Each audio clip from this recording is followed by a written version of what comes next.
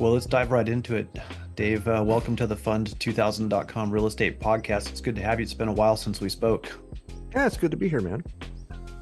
You have an interesting topic. I thought it was so related to real estate because sometimes we, especially on the commercial side, we get into these zoning issues and who your neighbors. If you want to rent in a strip center, you want to have a good anchor. You don't want to have certain other undesirables, and one of those undesirables is a massage place. Oh And you yeah. and your story reminded me of that. Why don't you tell us a little bit about your interesting story? It's based on true facts, right? Yes. Yeah. Well, I'm about a quarter way through a novel, and I started about a year ago or so. And I like character-driven stories that are, we get some shady people here and there. I always like noir. I always like film noir and that sort of thing. Uh, And I have access to newspapers.com. You just type in whatever word you want to, and it'll do a find for you. Just give it the year. So I started doing a find on brothels because Oxnard was home of China Alley, which ran between A Street and Oxnard Boulevard, between Sixth Street and Pat Holden's Liquor over on Eighth or Ninth, and the fronts of those buildings on A and Oxnard Boulevard, a lot of them are still there. They were well, built back in the early 1900s. yeah, exactly. 1900s. I wanted to just establish the history of Oxnard first, because a lot of people listening to this don't even know what Oxnard is. My office is in Oxnard. I grew up in Oxnard, but Oxnard goes back to when was it established? Do you know? 1898. 1898. And one of the main commodities or trade items was sugar through the beet farming agriculture. But it also goes back even further, I think, than that. Before Oxnard was incorporated, we had Spanish settlers. It goes back pretty far, don't you think? It goes back really far. Really, the older settlement was Hueneme because they put the wharf in back in like 1872, Okay. 1875. But then, farming changed over time. It was a cowboy cattle operation, and as farming changed, um, well, here comes the sugar beet factory in Oxnard, and Right. people bailed from Hueneme and moved to Oxnard. And as it was, even though Hueneme was a settlement before Oxnard, it didn't become an incorporated city until, gosh, I don't know, maybe 1950, 1948, somewhere in there. I should know, but I just don't have It, it off the top of my head. and these are a couple of towns, cities, right on the coast in Ventura County, just barely north of Los Angeles, for people who don't know. Yes, and so I was doing the research for this book, and I just typed in brothels, and and this that whole, I mean, just the addresses there along Oxnard Boulevard. I mean, you got 749 South Oxnard Boulevard, 620 Meta Street, 538 and a half Meta Street. A lot of these buildings are still there, and I thought, okay, well, was this still going on in the 40s? China Alley at that point, China Alley was known as probably the most dangerous place in the West Coast in the 1920s, the height of its population. And it was opium, it was alcohol, it was drugs, it was murder, it was just pure, sheer poverty In Oxnard. in Oxnard. Okay. And Oxnard in 1926 was one of the nicest places to live on the West Coast of our country, except for that little few blocks there. Hmm. And the feds came in and gave it a raid in 1926. And I don't know how many people were living in 1926. I know by 1930, Oxnard had a population of about 4,000. I just looked that up before we met up a couple of minutes ago. Hmm. And they arrested 79 people. Oh, wow. I mean, that's A percentage of the city. are very high, right? And when they had arrests in Oxnard in those days, the old Oxnard Courier and even the Ventura County Star would list the names of the Oh, people arrested. well, yeah. So if you got arrested for drunk driving or if you got arrested for speeding, bam, there's your name in the paper. Hmm. So I did a find on brothels, and then I did a find on houses of they would call them they would use the term prostitution, but they would use a house of ill fame Yeah. is the real term that they would use in the newspapers. And I came down to about 2 dozen addresses in the old days, most of which are not there anymore. But I just found it absolutely fascinating. And then you can get in your car, and when I have time, I'll get in my car and just go park there by the Golden Chicken Inn I think it's 6th and Oxnard Boulevard, and just walk down that alley in the back. And it's just like, oh my goodness, if these walls could talk. I don't know if it's apropos for your audience. But like I was talking about in the newspapers, you know, I found they listed the names of these women that got picked up for prostitution. Then you can type their names into ancestry.com and research them, and you can find out how did they end up living the rest of their lives after they got popped for this when they were 21 years old. I found that interesting. Of course, you can't; they're hard to find. But this woman, I can't remember her name, and if I did remember her name, I probably shouldn't say it. But she got popped in the 1946 raid in Oxnard for prostitution. She got popped 3 or 4 times, and she ended up getting married like 3 or 4 times thereafter. And the last time I looked her up, which has been about a year ago, she lived on Bryce Canyon in Oxnard, and it was back in the 70s. So you got to figure 30 years later. So she's about 20, 25. She got arrested. Now she's in her mid 50s. And she kept getting arrested by the city of Oxnard because she would go to work and leave her like 5, 10-year-old kids alone to fend for themselves all day. And this happened repeatedly for like 10 years until finally they took the children away from her. Mm, I mean, yeah. it's just like you it's a heck of a decision to make. Well, you know, I can go. There's all these jobs I can do. I can do clerical work. I can do secretarial work. I can go down to the government center or maybe drive a school bus. I can go, yeah, I'm going to go into prostitution. That's what I'm going to go into. So that's a really strange decision to make, but it makes sense if you make such brass, strange, odd decisions. Yeah. More than likely, once you have responsibilities such as children, you're going to make those same bad decisions. It's almost like the child cycle of abuse. Yeah. You know, it's just if you got beat up a lot by your parents as a child, more than likely you're going to end up beating up your children when you get them. When you get them. It's so interesting to hear that because you hear about stories like that just today too. It's things people don't change, like you said.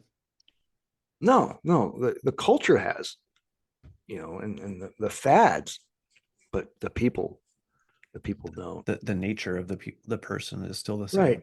Yes. Yeah, yeah, exactly. Now you have a character who was a real person, and I don't know if you're writing based on her or you're writing about her, but she was somehow running this specific brothel that you mentioned, and I don't know where I first saw. I think it was on one of your. So you run a Facebook page called Historical Camarillo and Ventura County. Is that what it's called? But yes. Yeah, it's a very interesting page. Anybody should look it up and follow it because mostly you guys are posting old photos of historic value, black and whites, and showing stuff like what we're talking about right now. Yeah, that's what I do. I got a little bit of trouble. Not I didn't really get in any trouble, but people got angry with me with my last picture of Lucy Hicks. This is the person that we were talking about because of Okay. the pronouns today. Yeah. And well, I had never heard of Lucy Hicks until was talking to my neighbor Stan Daly, who Right. Daily Drive in Camarillo is named after. It's a Daly family, long Ventura County family. Hmm. And he's since passed. He died about 2015, but about 25 years ago. So I was about 20 years old, Uh-huh. and he was telling me about Lucy Hicks, and the way he told the story to me fascinated me because he's uh, and then since then I've done research on Lucy myself. So Well, by the way, let me jump in and say I mentioned after you did, I mentioned Lucy Hicks to my mom. My dad's passed. My dad knew Stan Daly. They were both teachers at the high school, Wainini High Wainini. School. Yeah. And my dad has also passed, so I mentioned it to my mom. She knew who Lucy Hicks was. So those pe people from that time, that generation, they know it. So go ahead.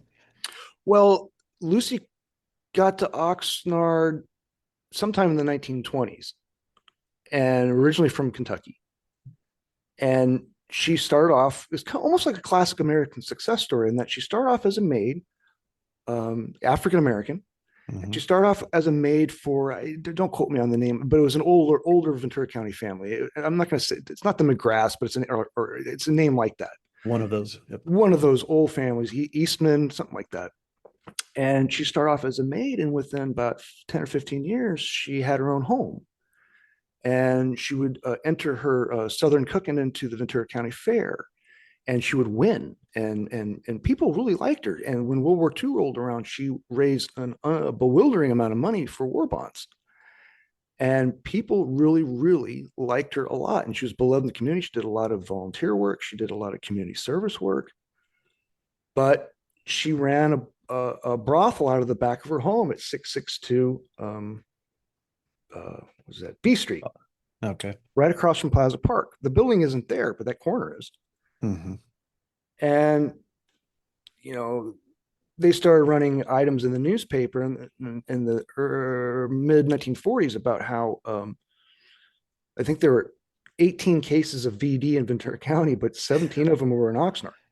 This the way you introduced this story is so interesting because I, I my first career out of college was investigating, well, not me investigating, I was doing translation work, but working with investigators, prosecutors, and FBI agents doing translation work on drug investigations. And the leaders, the people who felt responsible for the business, they did exactly what you're talking about Lucy Hicks doing. They try to create a positive public image of themselves. Right, right, and maybe she was deliberately trying to create a positive influence of herself. Maybe it was planned that way. Maybe it wasn't. But when a rash of VD came in through Ventura County, and they realized it was all coming from Oxnard, and they're like, well, and a lot of these guys are sailors, at the military base at Hueneme. Right. They ended up coming to her, and when they checked Lucy out, they discovered that Lucy was a man, was born a man at birth, Yeah. and Therefore the pronouns issue. therefore the pronoun issue. And I mean, I'm not trying to hurt anybody's feelings, and I'm not Yeah. exactly politically correct, but at the same time, I'm just telling you, I worked at a funeral home. I've seen a lot of death certificates. If Yeah. it's male or female, and that really turned everybody against her. Yeah. And they ended up running her out of town. And she spent the rest of her years in the city of Los Angeles. Like they literally ran out of town, like with pitchforks. You Yeah. can't come back. Right. And it's sad, but I mean, that's what happened. Yep. But she ran a lot of these what did I say? Homes of Ill repute. ill repute. Yes. And we have a band. I don't know if they were from around here, but there was a band called Ill Repute. Remember that? No, I don't. Yeah, if you look that up, there is a band called Ill Repute. There was one fascinating aspect of, I don't know, it must have been in the comments or something that you had written about these secret passageways in The catacombs. on the property itself. I don't know if this was at her place or at more of a commercial business. I thought you had said this was more like at on Oxnard Boulevard, where you would Yeah. have secret passageways going from the brothel to the restaurant or something like that. Yeah. If you go to, say, the Golden Chicken Inn, and I'm almost sure that's 6th and Oxnard Boulevard. Right. From there south on the west side of Oxnard Boulevard, there's a string of old buildings. I think they're built about 1906, and they're all conjoined, with the exception of one or two that have been since torn down. Right, but they were pretty much all conjoined, and it's about 705 Oxnard Boulevard all the way down to about 749 South Oxnard Boulevard, and you can still walk into those buildings to the front, but and right behind Golden Chicken Inn, where El Taco de Mexico is now, you can kind of go in the back there, and you can see there was a huge plug. And you could, in the old days, you could pretty much go from any business between 705 Oxnard Boulevard and 749 Oxnard Boulevard underground, or through the walls. They had little doors and stuff like that. All right. I go to Taco de Mexico all the time and I go in through the back because that's where the best way to get parking is. Yeah. If I were to go there, how would I find what you're talking about? Well, it's in the back there, and you have to really do some looking. I can go back there and show you. I can't really draw you a diagram right now off the top of my head because it's been a good 6 or 8 months since I've been there. Okay. But Well, I guess my main point is just it's not super obvious, so you would have to do no, some digging. you would really have to do some digging. Okay. But all those buildings at one time had buzzers. So if the cops come or the feds come, bzz, and then it would alert everybody, and then they just go jam underground in their little Uh, secret catacombs. So underground, how far? Because I always understood that we don't have basements in this area because of the high water table. Well, I'm guessing it was low enough for like a low sewer system. Okay. Because even in Camarillo there were some catacombs between where the Fulton Hotel used to be and across the street from St. Mary Magdalene Church on Chapel on Ventura Boulevard. That got plugged up by the city about 15 years ago. Uh-huh. So these are plugged up now, you say? Yes, the one in Camarillo is, and the one in Oxnard, I'm sure is. Okay. All Be right. great to get down there though. I'm sure they haven't filled the whole underneath the whole valleys inside there. I'm sure you just can't get in. Yeah. Yeah, that is interesting. So these buildings are joined, and you can see evidence of that if you were to go into one of these buildings, like maybe the Golden Chicken Inn or something like that. Golden Chicken Inn, you have to get in there. You got to go upstairs because it's the second floor. But I went into there's a building right directly next door. I walked into that. I can't remember what the name of the business is, but I just walked in, and you can kind of look at the walls. And if you look at the walls, you can see little indentations, like a door used to be. It shouldn't be there. Why would a door go into a wall to a conjoined building? Hmm. Yeah. Speakeasy. It's just speakeasy stuff. Yeah. Days of Prohibition. Yeah. Yeah. Yeah, that's super fascinating. So how has this stuff made its way into your novel? Well, I use Lucy Hicks's name in it, Uh-huh. and it was. I was also fascinated by the Mondokan murder trial in 1958, mainly because one of the murderers was from the city of Camarillo on Berry Street. His house still exists, so I use that as kind of like one of the focal points. That the Uh-huh. actual address. I'll probably change it later, Uh-huh. just to protect the family that lives there or Right. whoever owns it. But I like to have it as a mental notice, kind of like my little epicenter. Yeah. But I'm only about a quarter of the way through it. But what I found the most interesting is the business right next door to Golden Chicken Inn. If you walk in the back, there's a courtyard with the old Spanish tile on the ground, and there's a little place to sit, and the stairs are just rickety. I mean, that stairway's got to be 50, 60, 70, 80 years old. I mean, it's just old. And you can walk right up the stairway, make a 90, walk, keep going, and you reach down like those old doors. You reach down and touch the doorknob, and the doorknob's only about. And I'm 6 feet tall, so I'm not a really tall guy, but I'm 6 foot. But you reach down and touch that doorknob, it's for someone who's about 5'5".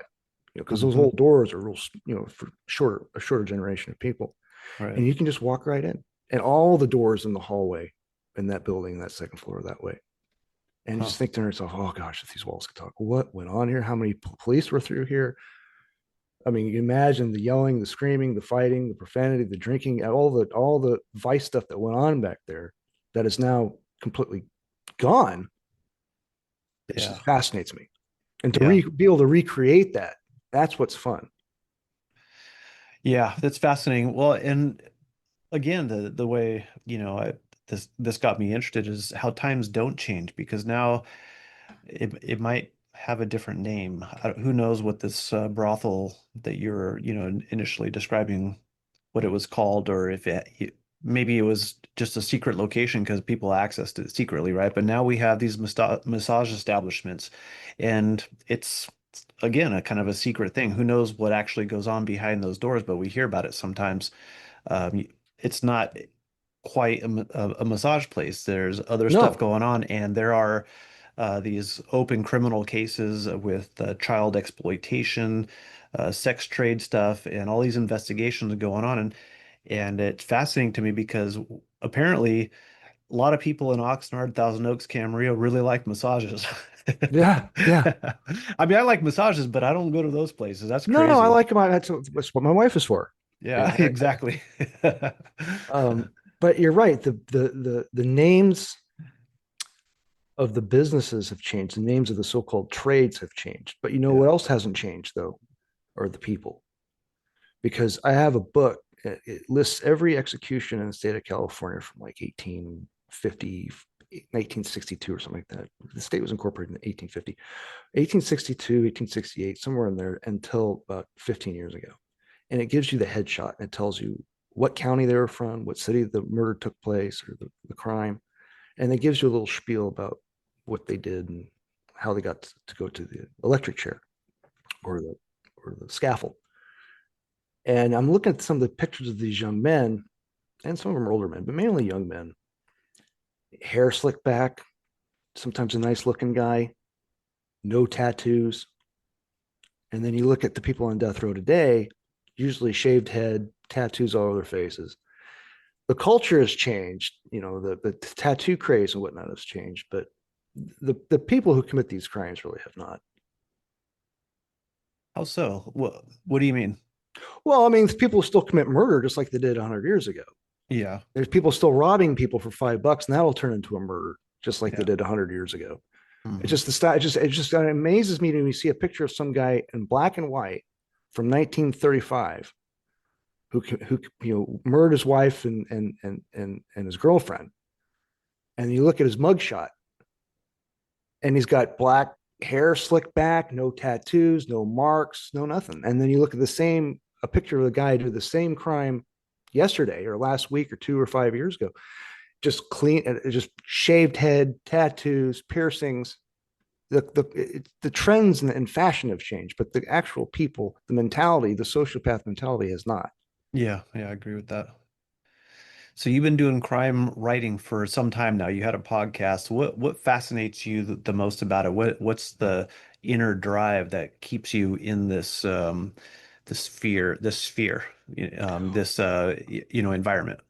I don't know. I've always liked stories where the main character was basically a good guy but flawed.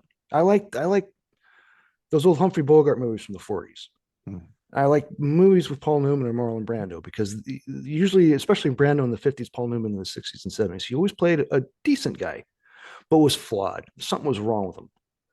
And problems with authority, problems with religion, problems with maybe not the best husband, but a well-meaning man, good at his job, but just the anti-hero. And that always fascinated me. And if I could create a character of my own and base it off somebody, an historical character in, say, Ventura County, and then you can list the streets and where everything takes place. So now you're incorporating geography into the equation. And Making it that, real for making right. it real for people. And that's one thing I like about you. You've also published a book called, oh, I don't remember. I bought a couple of those for clients as gifts who bought homes in Camarillo. What's your book called? Camarillo, past and present. Yeah, yeah, that was great. Great pictures. Well, thanks. I got a second book I do. I'm almost done with it. I just got a cover, but it's called Historical Ventura County. It's only 3 chapters, but it doesn't have corresponding now images. It just has old thens, and then I just write a chapter about it with the pictures that go along with the writing. So there's a lot more writing, so I can tell more of a story. Yeah, that's cool. Well, you say you're a quarter way through this murder novel Yeah, with Lucy Hicks. So I guess that's means you got a long ways out to go. I have a long ways out to go. I do my own editing, so it's like plotting. You just one at a time, one word at a time. Strong verbs, strong synonyms. Just the dates match up, or the names match up, the ages of the characters. Yep. So it's almost like writing it's like doing. I took calculus in college, and I remember that when you did differential equations, sometimes it would take 2 pages to do one math problem. And Yeah. if you got one letter or one number wrong, that just messes up your whole answer. And write a novel is very similar. You get one word out of place, it just kind of it messes you up. At least it does me. I did want to ask you about your new podcast. So why don't you tell us about your new podcast that you were mentioning the other day? Oh well, it's my podcast is Hyperlocal Camarillo, and you can find it at hyperlocalcamarillo.com. But what I have done with a real good friend of mine from high school, his name is Barry Funkhauser, um, which is German for radio. And he's been a radio host and DJ and producer of podcasts now for about 20, 25 years. And we've co-founded Camarillo, a 501c3 nonprofit organization here in Camarillo, and we're due to launch on July 7th. And you can listen to live radio right now at camarillo.camaradio.org. And it's got a libertarian twist to it, doesn't it? Camaradio? Yeah. I have one personally, but I don't think the radio does. It's just a Oh, nonprofit. We really got serious about it for a couple of years ago, and we started really hammering it home after the mountain fire because we figured people need a way to communicate under such circumstances, especially when you live in earthquake and fire zones. So that's the way we kind of tried to sell it to the city council. They didn't listen, of course. That's how bureaucrats are. But we um, we do have it launched, and we do have a lot of the public really backing us up. And we were able to find somebody who owns private property up on Worth Way, so we can put our antenna in their yard. That way we can reach all the way to Ojai. We can reach Oxnard Plain all the way to Vineyard, Uh-huh. and maybe a little bit beyond that, and then all of Camarillo and a lot of Oxnard. So you're actually hitting the radio waves with this one then. Yeah, well, I'm on the board, Uh-huh. and I would like to come in maybe once or twice a week on like Saturday or Sunday, and do like a 30-minute show, or in the least I could run the shop if we ever get one. I could Uh-huh. run the shop on those days, and we're going to have people, anybody that wants to come in and do a radio show of their own, we'll train them, Uh-huh. and then Is they can do there their show. is there a radio station that people should go to listen to it? Yeah, camarillo.org. Oh, okay. So It's it's just online right now. We're going to launch the radio station. oh, okay. So you're not hitting the radio waves. It's just We're going to hit the radio waves on the 7th. I think it's 99.1 or 103.7, because oh, okay. there's another antenna that's picking up our signal, and we're kind of picking up their signal. So we're going to kind of co-op with them and just make one. Right now, it's just we want it to be 99.1 FM. Yeah, your text, let's see. You said Spanish and non-Spanish libertarians unite. So I was thinking this was Cama Radio was kind of a libertarian Spanish speaking show. No, no, no. You speak Spanish and you're libertarian. I don't speak Spanish and I'm libertarian. I was trying to make you laugh, but Okay. Now I got it. Yeah, well, it sounds like a cool idea. I like it. Well, thanks for joining me, David. oh, thanks for having me. It was kind of fun.